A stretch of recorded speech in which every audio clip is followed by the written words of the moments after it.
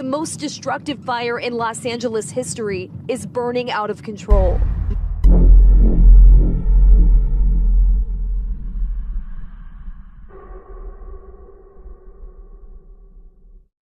Sino ba ang mga celebrities na ang kanilang mga milyong-milyong mansion ay naabo?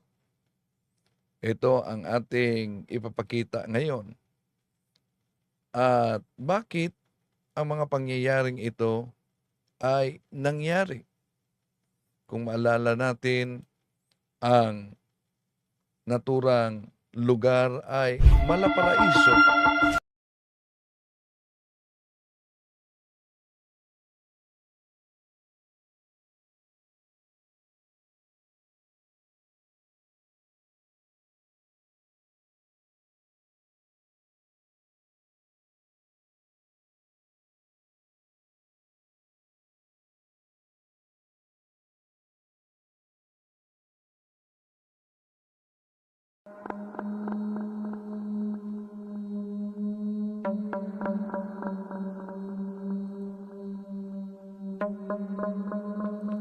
Ayon sa mga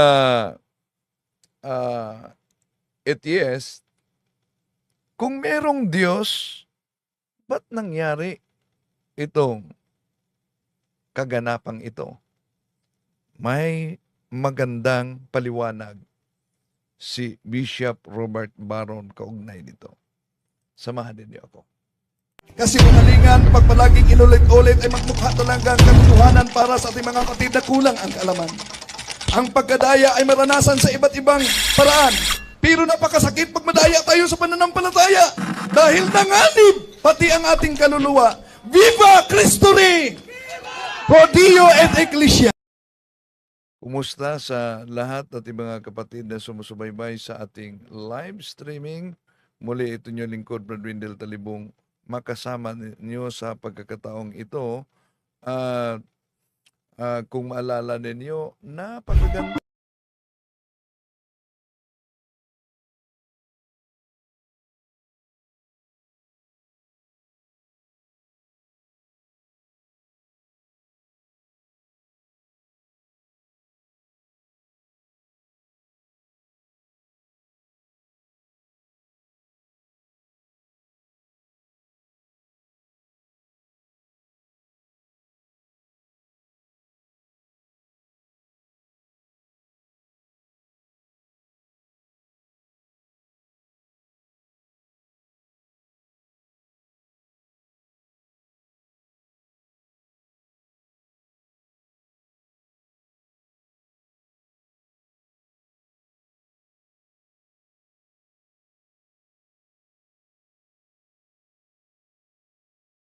gandahang ito'y biglang naglaho. The most destructive fire in Los Angeles history is burning out of control.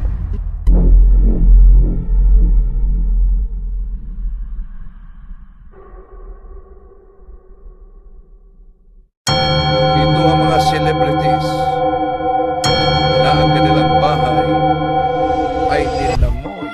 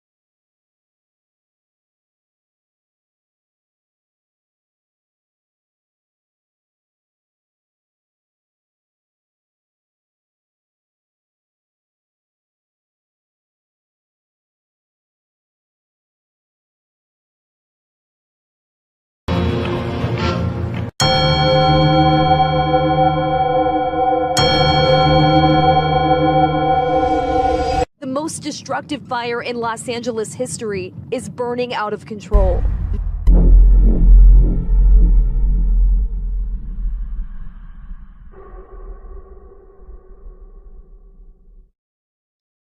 Ang dami nila, no?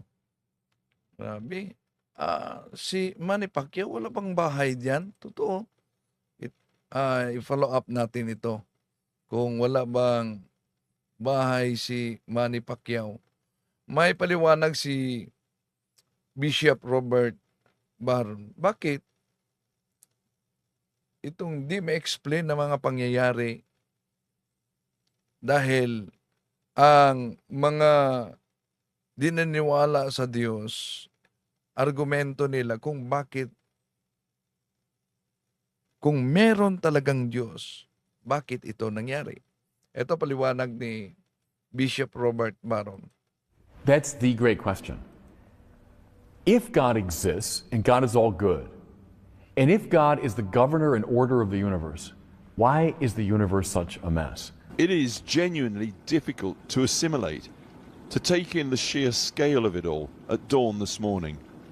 Landscape to ashscape, where the affluent idyll of Pacific Palisades used to be. Why is there so much evil in the world? May I say this? That's a very serious argument. In fact, I think the only serious argument against God's existence. Here's how Thomas Aquinas put it. If one of two contraries be infinite, the other would be destroyed. If there's infinite heat, there'd be no cold, right? But God is described as the infinitely good. Okay. Then how come there's evil? Wouldn't the infinite good have simply eliminated evil? Here's the way John Stuart Mill put it many centuries after Aquinas. If there's evil, God cannot be simultaneously all-knowing, all-loving, and all-powerful. If he's all-knowing, he'd know about it. Right? He'd know about evil. If he's all loving, he'd want to do something about it. He's all powerful, he could do something about it. Therefore, there wouldn't be any evil. If there's evil, there might be a God, but we got to give up on his omniscience, or on his omnipotence, or on his omnibenevolence. That, too, is a very good argument.